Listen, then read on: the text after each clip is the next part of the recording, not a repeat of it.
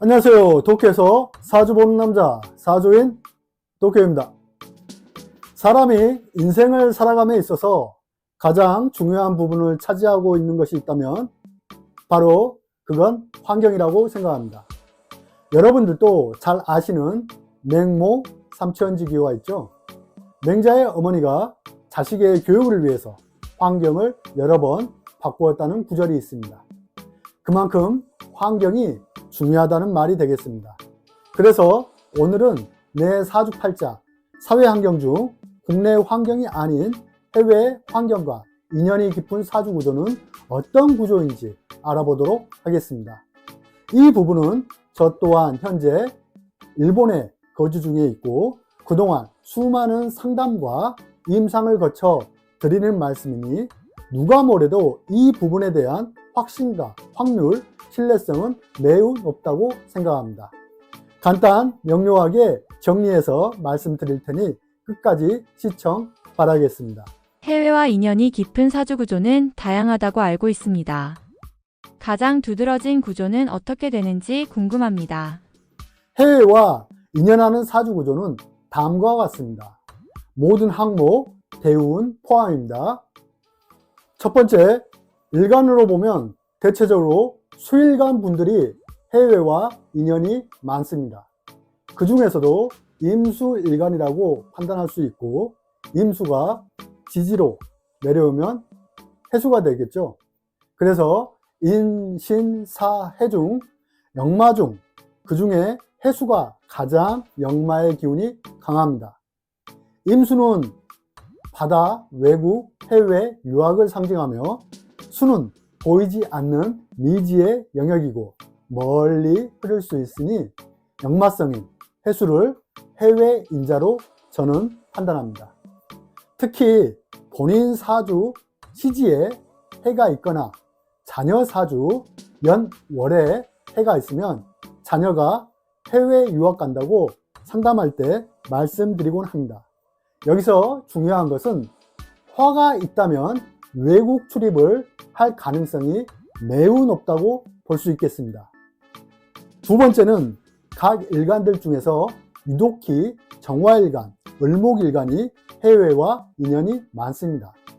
정화의 물상적인 의미, 밤하늘의 별, 등불, 등대 같은 모습입니다. 을목일간은 자체적으로 역마의 기운이 이동의 기운이 내포하고 있습니다. 이러한 일간이 내 사주에 대운 포함입니다.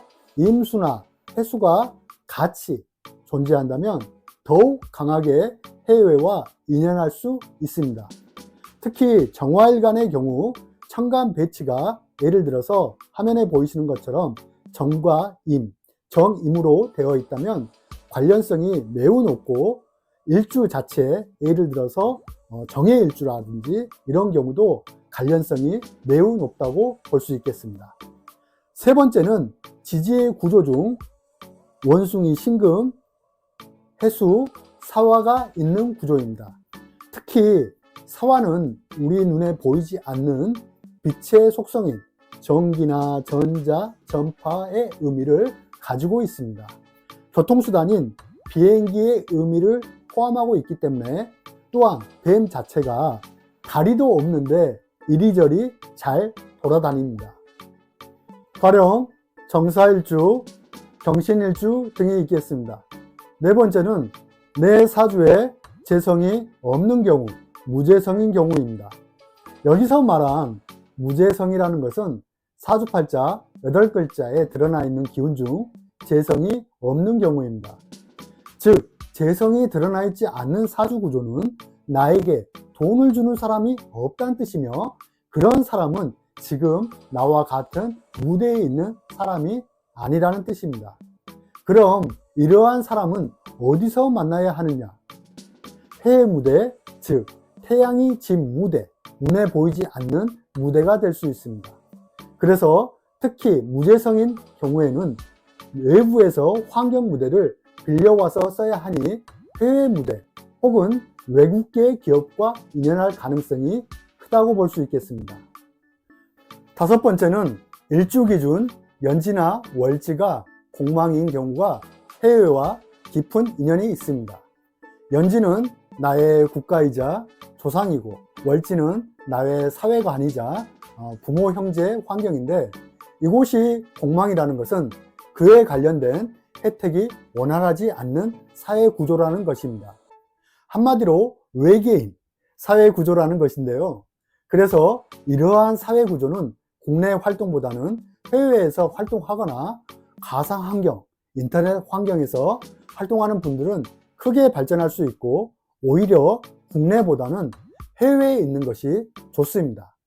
물론 가끔은 향수병, 외로움은 나타날 수 있겠지만 그래도 본인의 인생과 발전을 위해서라면 사회 환경을 해외로 바꾸어 주는 게 좋습니다.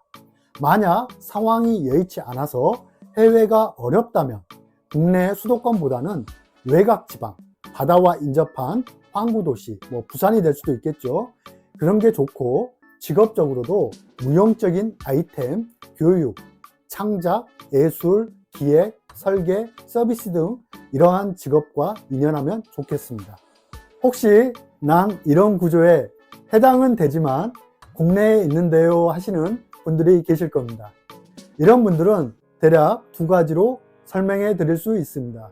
첫 번째는 내가 하는 일이 해외와 관련된 일을 하고 있을 수 있습니다. 그 이유는 사회 환경이 해외와 관련성이 있으니 내가 하는 일이 가령 무역업, 여행업, 항공업 등이 해외와 관련성 있는 업무가 될 수 있습니다. 직장도 외국계 기업일 수 있습니다.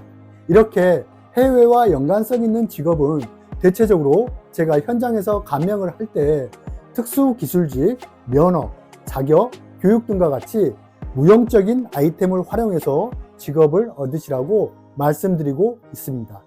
그것이 어려우면 전기, 전자, 전파, 통신, 인터넷 환경 등과 같은 환경에서 업종을 찾으시라고 말씀드리곤 합니다. 가령 물류유통, 인터넷 판매 등이 대체적인 예로 들 수 있겠습니다. 두 번째는 내 대에서는 내가 지금까지 살아온 대에서는 이루지 못한 것이 내 자식들에게서 나타나는 경우가 있습니다. 특히 내 사주, 연, 월 혹은 시주에 앞서 말한 글자가 배치가 되어 있다면 자녀가 유학이나 해외에 이민 가는 경우가 많습니다. 여기서 제가 말씀드리고 싶은 내용은 내가 아닌 내 자녀가 된다는 차이점이 존재한다는 것을 분명히 알아두시길 바라겠습니다. 그 외에도 많지만 가장 두드러지게 나타난 해외 환경 구조는 이 정도도 충분하다고 생각합니다. 사주인 도쿄 구독자분들에게 드리는 말씀이 있다면 어떤 것이 있을까요? 사주인 도쿄 구독자 여러분, 내 나라 한국을 등지고 타국에서 사는 삶이 반드시 성공을 보장하지는 않습니다. 그렇다고 반드시 나락으로 안내하는 것도 아닙니다. 다만 내가 사회활동을 하는 데 있어서 경제활동을 하는 데 있어서 관련성을 국내의 비중을 둘 것인지 해외에 더 많은 비중을 둘 것인지의 차이점이라고 보시면 되겠습니다. 우리가 세상을 살아갈 때 때로는 생각대로 일이 풀리지 않는 경우가 매우 많습니다. 국내에서 활동을 하든 해외에서 활동을 하든 말이죠. 일이 안 풀릴 때는 우선은 본인의 주변의 환경을 변화시켜 보는 게 어떨까 생각합니다.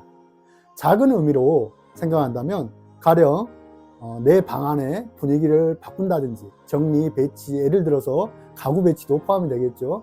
이러한 환경을 바꾸는 것도 어떻게 보면 그에 관련된 변화의 일환이라고 볼 수 있겠습니다. 나를 다시 태어나기 위해 가장 좋은 방법은 나에게 맞는 환경으로 바꾸어주는 노력이 가장 중요하다는 것을 잊지 마시길 바라겠습니다.